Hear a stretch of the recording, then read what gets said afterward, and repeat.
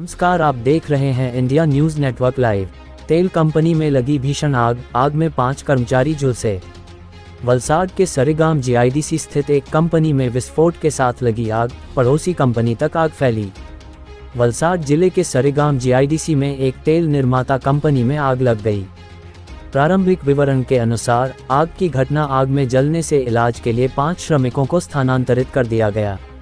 आग लगने के बाद फायर ब्रिगेड की टीमें मौके पर पहुंची और आग पर काबू पाने की कोशिश कर रही हैं। वलसाड के सरीगाम जीआईडीसी में तेल बनाने वाली कंपनी ऑलकेम में आज शाम करीब 7 बजे धमाके के साथ आग लग गई। कुछ ही मिनटों में आग ने भीषण रूप धारण कर लिया और अफरा तफरी मच गई। आग की लपटें इतनी भीषण थीं कि बगल की कंपनी तक पहुंच गईं।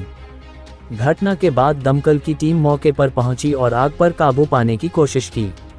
विवरण के अनुसार कंपनी में काम करने वाली 2 महिला श्रमिकों सहित कुल 5 श्रमिकों को जलने के बाद इलाज के लिए स्थानांतरित किया गया है।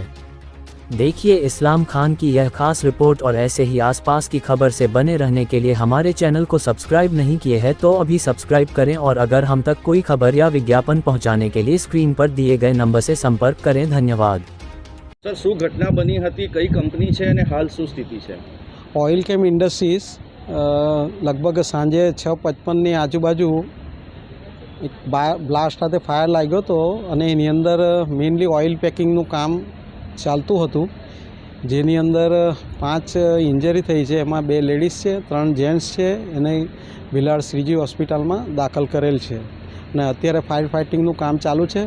વલસાડ જિલ્લાના મેક્સિમમ બંબાવાલા અહીં હાજર છે અને અત્યારે આજુબાજુની ફેક્ટરીમાં ફાયર ના લાગ્યો કારણ કે બંબાળાની કુશળતાના લીધે અને ફક્ત હવે ફેક્ટરી પૂરતું જ છે અને શોર્ટ ટાઈમમાં એ કવરઅપ થઈ જશે એવું લાગે છે।